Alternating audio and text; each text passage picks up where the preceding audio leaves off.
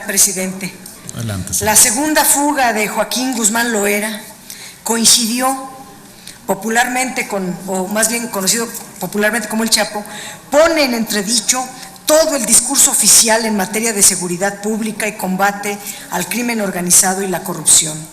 Para el mundo entero resulta risible, pero no inexplicable, cómo el delincuente más peligroso del país, señalado por el gobierno como un riesgo para la seguridad nacional, pudo escapar de la prisión que, según insistió el secretario de Gobernación, Miguel Ángel Osorio Chong, cumple todos los estándares internacionales de seguridad.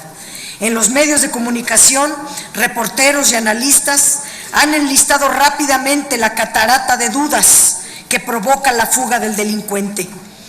Entre las primeras dudas se plantea que es inverosímil que el grupo que planeó y ejecutó la fuga haya podido actuar sin que nadie, ni de dentro ni en los alrededores del penal, se haya percatado de lo que sucedía.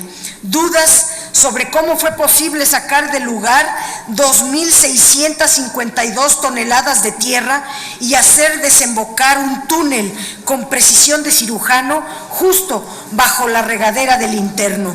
Más allá de los detalles de una fuga espectacular, lo que importa es lo que revela la enorme incapacidad, cuando no complicidad, de un gobierno que ha ido de crisis en crisis sin atinar a resolver nada.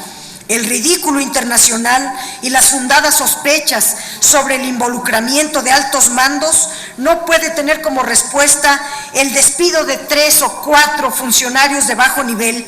En ese caso, el gobierno tampoco puede recurrir al expediente fácil de culpar a los municipios o a los gobiernos estatales. Resulta lamentable que en la primera y balbuceante versión oficial se pretenda culpar a regulaciones de la Comisión Nacional de Derechos Humanos, como si bien ha tenido que recordarle al secretario de Gobernación la sección mexicana de Amnistía Internacional. Los derechos humanos no son un factor de la fuga de criminales, sino la corrupción endémica del sistema de seguridad. Los caricaturistas han ironizado al decir que por ese túnel se fue el sexenio entero. Así lo consideramos efectivamente. La credibilidad de las instituciones encargadas del combate al crimen y de la procuración de justicia, ya de por sí lastimadas, han quedado reducidas a cenizas. El Estado mexicano aparece frágil y vulnerable, dominado por la corrupción y descompuesto en los sótanos de la impunidad. Si alguna credibilidad quedaba, se fue por el túnel del altiplano. La fuga de Guzmán simboliza, por otro lado, el fracaso de un modelo de gestión que abrió el sexenio con la reconcentración del poder. Este gobierno impulsó reformas a la administración pública para apuntalar la Supersecretaría de Gobernación, que concentra ahora la seguridad pública, el manejo de la política interior, la investigación estratégica, las relaciones con los partidos, etcétera, etcétera. Debe recordarse en esa línea que al desaparecer la Secretaría de Seguridad Pública, sus funciones pasaron a la Secretaría de Gobernación, entre ellas la de controlar los penales federales. El escape se dio mientras Enrique Peña Nieto viajaba hacia Francia en compañía de un séquito faraónico, como ya es costumbre. Hubo horas cruciales en que el país entero se preguntaba dónde está el piloto. Las primeras respuestas fueron torpes y balbuceantes. El manejo de crisis fue inexistente. Como dijo Peña Nieto, la fuga es imperdonable. Ante la materialización de esta fuga, lo que hoy resultaría imperdonable es que nada pasara en este país, que fuera otro caso más que se queda en la impunidad, que el gobierno federal no asumiera su responsabilidad, no hiciera ningún cambio de rumbo y no sancionara a los funcionarios públicos responsables al más alto nivel. Hay responsabilidades políticas y responsabilidades jurídicas.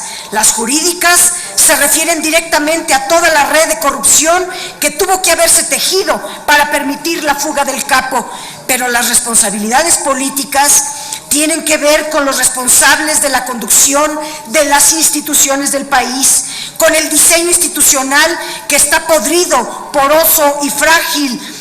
Los que decidieron, por ejemplo, la no extradición, quienes tienen que responder a la humillación que hoy sufre nuestro país por el poder que ha construido el narcotráfico. El poder del Estado hoy se ve disminuido y menor al poder de la delincuencia. ¿Cuáles son las consecuencias de este hecho político? Todo lo va a resolver o todo otra vez va a quedar en total impunidad. El fantasma de la ingobernabilidad está rondando a México. Exigimos que se actúe en este caso, que el presidente regrese y dé la cara. Qué vergüenza que en la cuna del constitucionalismo, que es Francia, nuestro país sea solo una muestra de su fragilidad institucional. Hoy es indispensable asumir una posición de Estado frente a estos graves hechos. No basta con discursos o con retórica institucional que manifiesta indignación o consternación. Hoy es momento para que se sienten las bases para un nuevo y distinto esquema de seguridad pública, de prevención del delito, de procuración de justicia y del propio sistema penitenciario nacional. Si no, no sabemos responder a la altura de esta crisis, a la altura que demandan las y los mexicanos. Nosotros no seremos cómplices de la debacle institucional y la legitimidad que hace falta y que hoy atraviesa por todo México. Por eso demandamos la inmediata comparecencia de los titulares de la Secretaría de Gobernación para que explique ante esta representación popular los actos u omisiones de la Secretaría a su cargo